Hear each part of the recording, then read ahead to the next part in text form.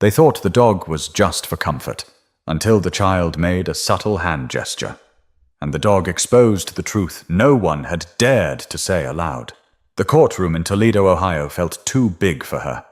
8-year-old Tanya Ellison sat straight in her chair, feet dangling above the floor, her hands wrapped tightly around the leash of her golden retriever, Milo. Her braids were freshly done, and her pink barrettes clicked softly whenever she moved her head. She didn't say much, didn't fidget, just sat there, still and watchful, almost too composed for a child sitting in a room full of strangers, waiting to speak about something no child should have to understand. Next to her, Milo didn't move either. He sat close, eyes half closed, his warm body pressed against her leg. Most people thought the dog was just there to calm her nerves, to help her feel safe in an intimidating space.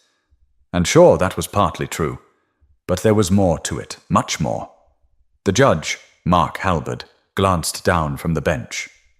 He was in his 60s, with thinning grey hair and glasses that constantly slipped down his nose. He'd seen a lot in his time: gang cases, family court nightmares, even high-profile trials. But something about this little girl had his full attention. Maybe it was the quiet focus in her eyes. Maybe it was the dog.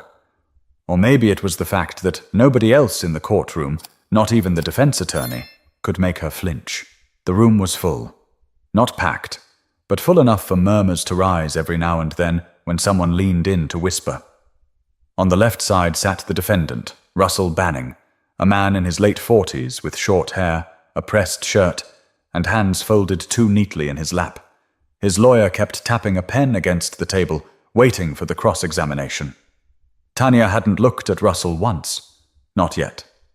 Her mother, Kendra Ellison, sat 2 rows behind her, silently clutching a tissue in one hand and a cross necklace in the other. She hadn't spoken a word since they walked into the building, just kept her eyes locked on her daughter, waiting for the moment to pass, terrified it wouldn't.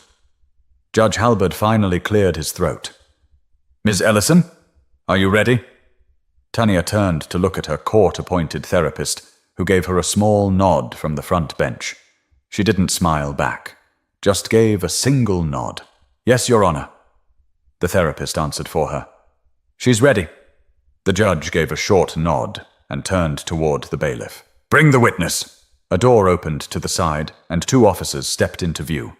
The man accused of changing Tanya's life walked slowly to the stand, trying his best to appear relaxed. But his eyes kept flicking toward Milo, and Milo, who had been completely relaxed until then, lifted his head. Tanya didn't flinch, but her grip on the leash tightened just slightly. No one noticed. The prosecutor stood, adjusted her jacket, and began her line of questioning. "Mr. Banning, can you tell us where you were on the evening of August 14th? Russell leaned into the microphone. "At home. Watching TV. "Alone?" "Yes." "And you expect us to take your word for that?" He leaned back. "I'm telling the truth." From the gallery, Kendra's hand closed around the tissue again. Tanya still didn't look at him. Not directly, but her breathing changed. Subtle, controlled, like someone was practicing calmness on purpose. The questioning went on. Nothing groundbreaking at first, just establishing timelines. Then came the photos, the ones no one should ever have to show in court. Tanya lowered her eyes. Milo leaned closer into her. The room got quieter. Everyone could feel it, not because of what was said, but because of what wasn't. Russell shifted in his seat. "She's making it up," he said, cutting off the prosecutor's next question. "That dog, he's just trained to react. This whole thing is a setup." That's when Tanya raised her hand slowly and placed it behind her back. 2 soft taps with her fingers. Almost nothing. Blink and you'd miss it. Milo's ears perked up. But no one in that room was ready for what he did next. 2 months before that moment in court, Tanya was sitting on a folding chair in her aunt's backyard in Decatur, Georgia, watching Milo chase a red tennis ball across the grass. The sun was starting to set, casting a gold light over everything. She held another ball in her hand but didn't throw it. Not yet. Her aunt, Carla Newsom, stood beside her with her arms crossed, a soft smile on her face. Carla was tough. Retired canine handler, worked narcotics in Dallas before moving closer to family. But around Tania, that hardness softened. Carla kneeled beside her and looked her in the eye. "You sure you want to do this, baby girl?" she asked. "We don't have to if you're not ready." Tania didn't answer right away. She looked at Milo again, now lying on his back in the grass, tail thumping. Then she looked back at her aunt. "I don't want him to look at me," she said quietly. "Not ever again." Carla nodded. "Then we'll teach Milo how to watch for you." It started small. Just little games. Carla would sit across the yard with a friend pretending to be a stranger. If Tania tapped her left shoe once, Milo stayed. If she tapped twice behind her back, Milo was trained to move and place himself between her and whoever was in front of her. It took practice. Every day after school, every weekend. Tania was shy, but she was focused. Milo learned fast. He was calm, smart, and most of all, loyal. When he saw Tania get tense, he'd move closer on his own. They were becoming a unit, and not just any unit. A silent team with a job only they understood. Carla watched them from the porch, sometimes making notes, sometimes letting them just be. One evening, after a session, Carla gave Tania a bottle of water and sat beside her. "You know, in court, they might not believe you," she said carefully. "Adults get scared. They don't like being wrong." Tania looked down. "What if I mess up?" "You won't," Carla replied. "And if you freeze, that's why Milo's there. He won't let them forget what he sees." There was a quiet pause. Then a rare question from Tania. "Do you think he remembers what he did to me?" Carla was quiet. She didn't want to lie. So she said, "Maybe not the way you do, but people like him. They remember enough to be afraid of the truth." That night, Kendra came to pick Tania up. Her eyes were tired, shoulders hunched. Carla pulled her aside before she could get back in the car. "She's stronger than she looks," Carla whispered. "But don't let her carry this alone. When the time comes, you look that man in the eye." Kendra nodded, but her lips trembled. Before they left, Tania ran back and gave Carla a hug. "Thank you," she said into her shirt. Carla held her a moment longer than usual. The day before court, they did one last session. Carla wore an old hoodie and mirrored sunglasses, trying to simulate the courtroom. She even practiced a few intimidating phrases she imagined a lawyer might say. It wasn't perfect, but it helped. Tania gave Milo the signal. Milo stood between her and Carla. Still, alert, unshakable. Carla felt a lump rise in her throat. "Okay," she said, her voice lower than usual. "You're ready." But back in that courtroom, it was one thing to prepare, and another thing entirely to see it play out in real life. Back in that courtroom in Toledo, Tania sat perfectly still. Milo, now alert, hadn't moved a muscle since she gave the double tap. His posture shifted from relaxed to protective, head up, chest forward, eyes locked on the man across the room. Russell Banning noticed. He leaned away slightly, gripping the edge of the witness stand. His expression tightened, but he tried to hide it behind a forced smile. Nobody smiled back. Not the jury, not the judge, not even his own attorney, who glanced at the dog with a worried twitch in his jaw. The prosecutor, Andrea Selden, cleared her throat and continued. "Mr. Banning, you've stated you were alone the night of August 14th. No witnesses, no phone calls, no texts. Is that still your testimony?" Russell shifted in his seat. "That's what I said, yes." Andrea stepped closer. "You also stated you've never met the minor in this case. Isn't that correct?" His eyes flicked toward Tania. "Correct." "Never spoken to her?" "No." "Never visited her school?" I said no. The room got quieter. Even the soft rustle of papers had stopped. All eyes were on Tania now. She still hadn't looked up, but Milo hadn't taken his eyes off Russell. Not once. Judge Halberd leaned slightly forward. Andrea turned to Tania, her voice lowering. "Tania, do you feel safe right now?" Tania didn't speak. Instead, she reached down and touched Milo's back. He didn't move. but the growl was so low it almost sounded like a vibration. Just enough to be heard. Enough to break the silence. Russell blinked. "I want to be clear," Andrea said, keeping her voice calm. "That dog was trained specifically for her protection, with guidance from a certified canine handler. He's not reacting to nerves, he's reacting to behavior." The defense attorney, Gerald Lasky, shot to his feet. "Objection! This is speculative. The dog can't testify."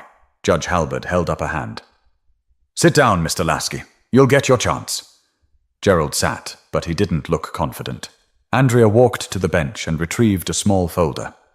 "With the court's permission, I'd like to present a brief video recorded during Tania's therapy sessions." "Granted," said the judge. The screen rolled down behind the witness stand. A video began to play. It showed Tania in her aunt's backyard, calmly walking with Milo. Carla stood in the frame, acting out various situations. One tap, Milo remained beside her. 2 taps. He moved forward, his posture changing just like it had in court. When the video ended, there was a long pause. Then Judge Halberd looked directly at Russell. "I've presided over a lot of trials.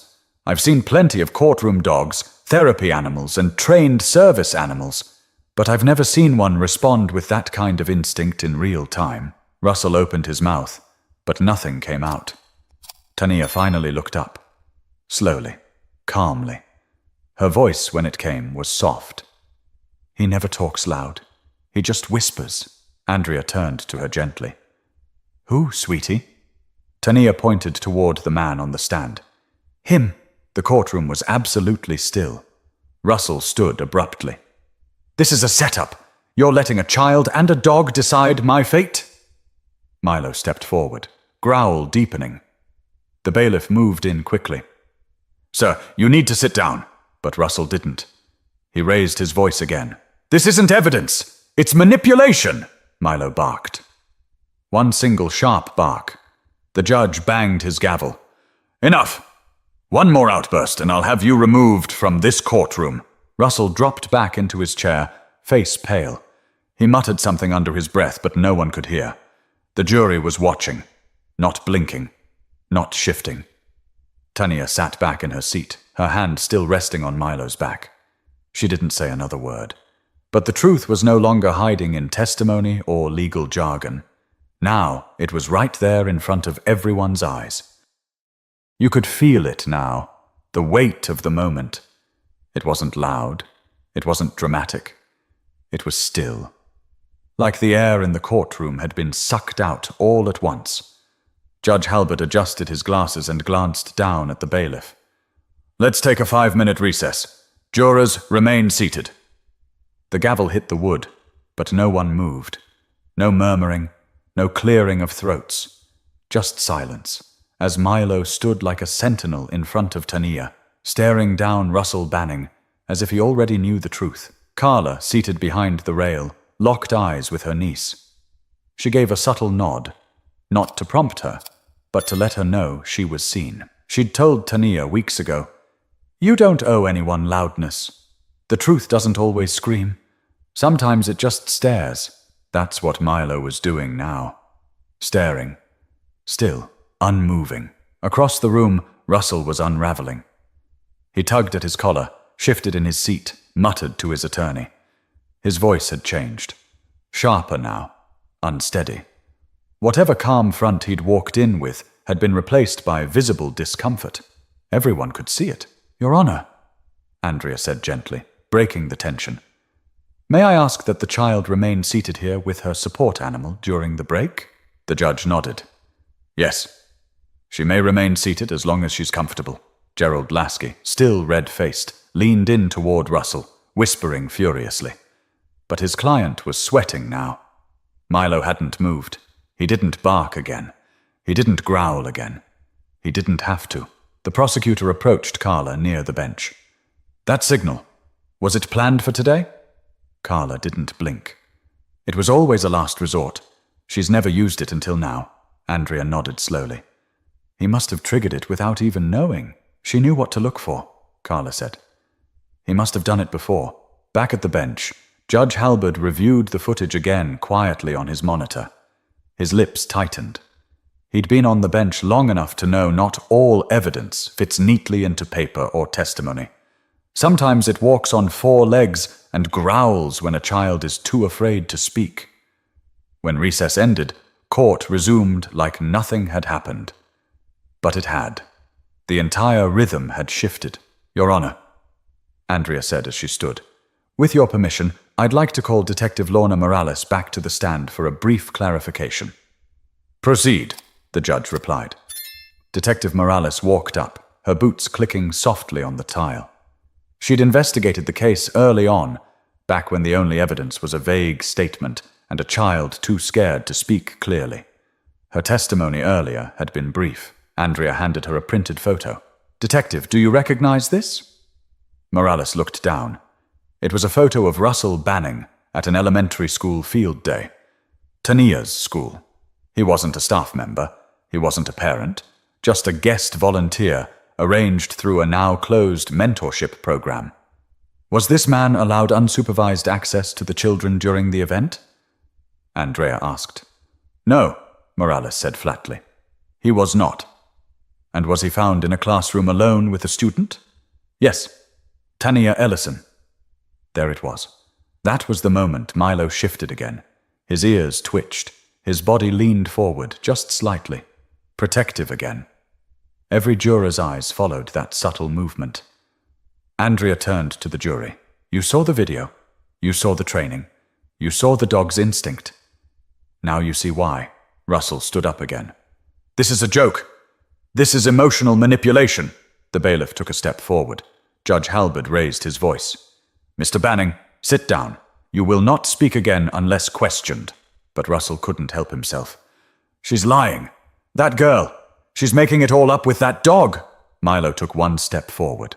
No bark, no growl. Just presence. And that's when something changed. One juror, an older woman in a blue sweater, took off her glasses and rubbed her temples. She glanced toward another juror, a younger man in his 30s. They exchanged a look. A real one, as if something had finally clicked into place. But what happened next wasn't just about proof, it was about exposure, about who this man really was, and what else might be hiding beneath the surface. By now, the courtroom wasn't just paying attention, they were waiting, watching every breath, every twitch, every glance Russell Banning made. The jury wasn't leaning back anymore, they were leaning forward. Judge Halberd rubbed his eyes behind his glasses. He didn't say much, but it was clear something in him had shifted too. He had seen enough defendants posture under pressure, but Russell wasn't just cracking, he was unraveling in front of them. Andrea returned to the podium. Her tone was steady, calm. "Detective Morales, did you speak with any other parents who saw Mr. Banning interacting with students that day?" "Yes," Morales said. 3, to be exact. One mentioned he gave a child candy without permission. Another said he followed a student into the restroom. "Was that student identified?" Morales nodded. "Yes, Tania." You could hear someone in the gallery whisper, "My God." Judge Halberd didn't reprimand it. He didn't say a word. Gerald Lasky, trying to regain footing, stood. "Your Honor, this is speculative. None of those claims were proven." Andrea turned. They weren't disproven either, and every one of those statements was made before the victim could even speak. Lasky's objection hung in the air like smoke, but it didn't land. He sat down. Andrea faced the judge again. "I request permission to recall the school counselor, Ms. Jenna Holbrook, for follow-up." "Granted," said Halberd. Ms. Holbrook took the stand with a quiet seriousness. She was in her mid-40s, thin voice, but clear. She adjusted her blazer and spoke directly. "I met with Tania multiple times after the school event. She didn't speak much, but she drew. She'd always draw the same man. Same glasses, same shirt, and always standing behind her." Andrea handed the drawing to the judge and the jury. It was a child's sketch, but the resemblance was unmistakable. It was Russell. Same square glasses, same jawline. And there, beside the little drawn version of herself, was a dog. Milo. She'd never met Milo at that point, right? Andrea asked. No, not until weeks later.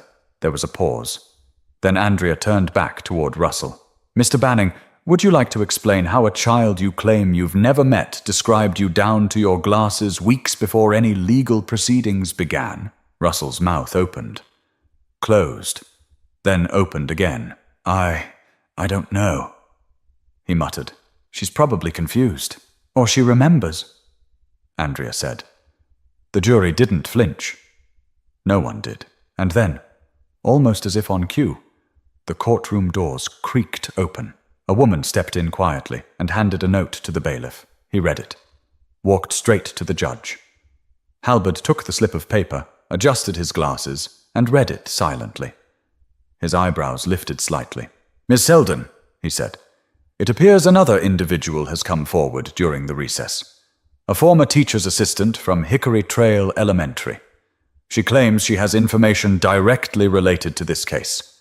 She's outside, waiting to testify. Andrea turned her head slowly toward Russell. Interesting, because Hickory Trail isn't even in this jurisdiction. Russell swallowed hard. His jaw clenched. Gerald Lasky leaned in again, whispering quickly into his client's ear. But Russell brushed him off. No one knows anything, he muttered.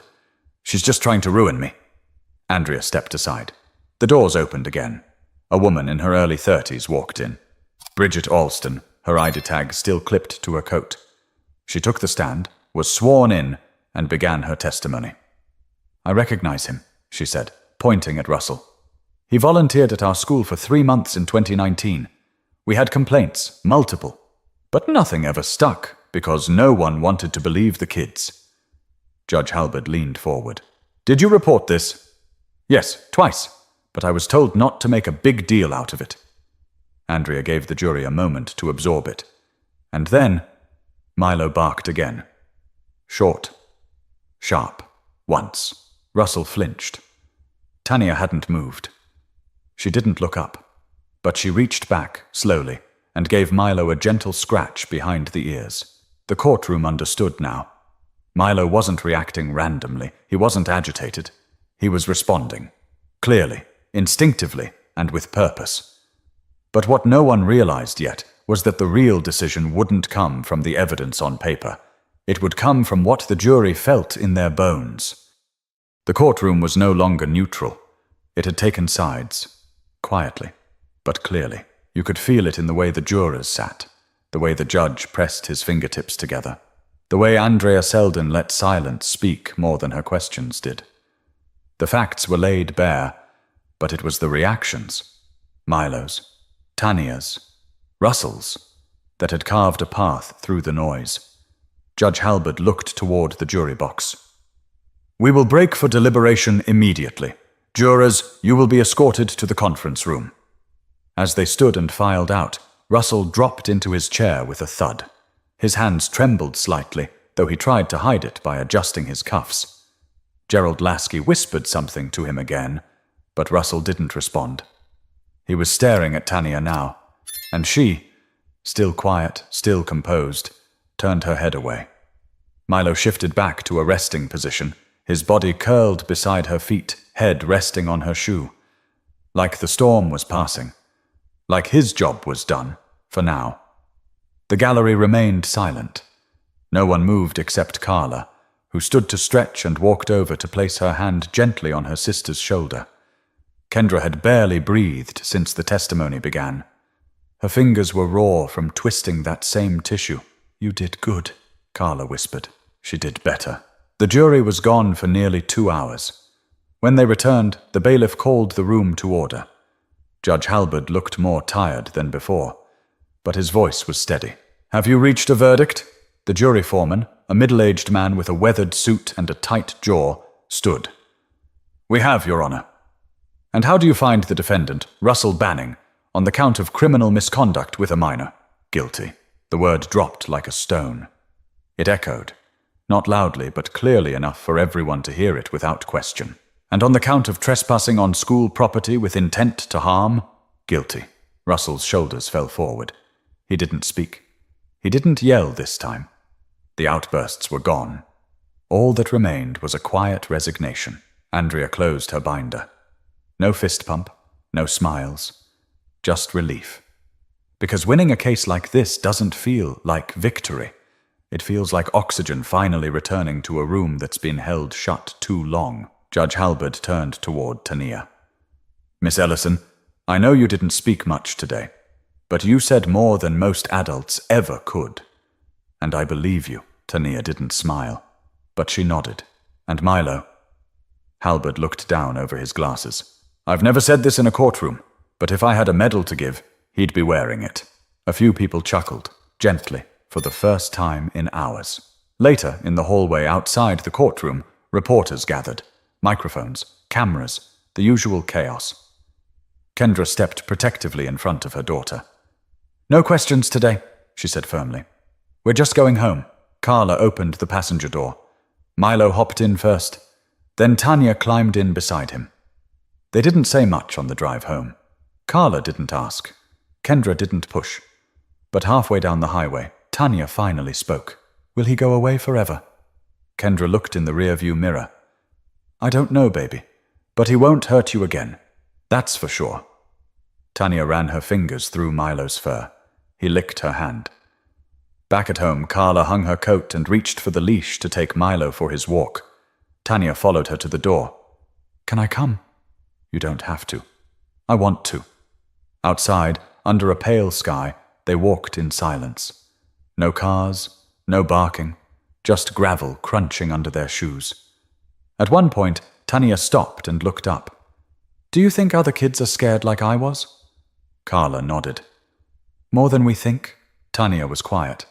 Then she asked, Can we teach other dogs too? Carla looked at her, this little girl who had once gone completely silent, now making plans. Yeah, she said softly. I think we can. But this story wasn't just about a dog or a courtroom. It was about what happens when a child is finally believed, and when silence is no longer the only way to survive. 2 weeks after the trial, things began to shift. Not in big, loud ways, but in the small details that only a few people noticed. Tania slept through the night without waking up once. Kendra stopped keeping every light on in the house. And Milo? He no longer stood guard at Tania's bedroom door. He curled up on her rug instead, calm, knowing his girl didn't need to sleep with her shoes on anymore. But healing doesn't follow a straight path. One afternoon, while Carla and Tania were packing up dog toys in the living room, a letter arrived. It was from the school district. They had seen the footage from court, read the testimonies, and wanted to start a new safety initiative. Anonymous reporting, therapy dogs on campus, and mandatory background rechecks on all volunteers. It was a start. Carla held the letter in her hand and looked over at Tania, who was now teaching Milo to stay with just a hand gesture. You did that, she said. Tania looked up. No, we did. Carla smiled and sat down beside her. You know what most people forget? Adults don't always have the answers. But when kids speak, even if it's scary, even if it's messy, it wakes something up in everyone else. Tania thought about that for a moment, then whispered, I didn't think anyone would believe me. Carla nodded. That's why your voice mattered even more. Later that week, they returned to the backyard for the first time since Milo's training. Carla brought out an old duffel bag filled with harnesses and treats, and Tania brought her sketchpad. She sat under the tree, sketching out commands, hand signals, little notes only she could understand. Milo dozed nearby, one paw twitching in his sleep. Kendra came outside holding 2 lemonades. I was thinking, she said, handing one to Carla. Maybe we talk to the local shelter, see if they'd let us train a couple dogs there. Nothing big, just a trial run. Carla raised her eyebrows. You sure? No, Kendra said with a half smile. But I'm tired of being afraid. A few months later, they were running weekend sessions at a small training field in the city park. They called it Signals. Word spread slowly. Parents brought kids, shelters brought dogs. Some of the children didn't talk much. Some didn't talk at all. But every Saturday they showed up. And Milo, old as he was getting, still showed up too. He didn't bark. He didn't growl. but he watched. Tanya would stand at the front with her notebook, giving directions in short, clear steps. She didn't need a mic. People leaned in to hear her. Every now and then, she'd glance toward Carla for reassurance, and Carla would give a thumbs up, or sometimes just mouth, "You got this." And she did. People who heard about the case would come up to Tanya in public. Some would thank her. Others would say nothing at all, just smile and walk away. Tanya didn't need praise. She just liked knowing that someone, somewhere, might now believe a child a little sooner. One evening, as they closed up the field, Carla asked her, "Do you ever wish that day in court had gone differently?" Tanya looked up from brushing Milo's fur. "No, not even a little?" She shook her head. "If it didn't happen like that, nobody would have seen who he really was." Carla took a breath. That quiet confidence in her niece never stopped surprising her. Before heading home, they stood in front of the small painted sign by the gate. Sig Knowles, in red, with a paw print replacing the A. It was Tanya's idea. Carla rested her hand on Tanya's shoulder. "You turned something terrible into something that helps people." Tanya smiled. "He helped me first." She looked down at Milo. He blinked up at her, tail wagging gently. He didn't need commands anymore. He already knew what to do. And maybe that's the point. Sometimes the people who seem the smallest carry the biggest truths, and sometimes the quietest voices echo the longest, especially when someone, or something, stands by them without question.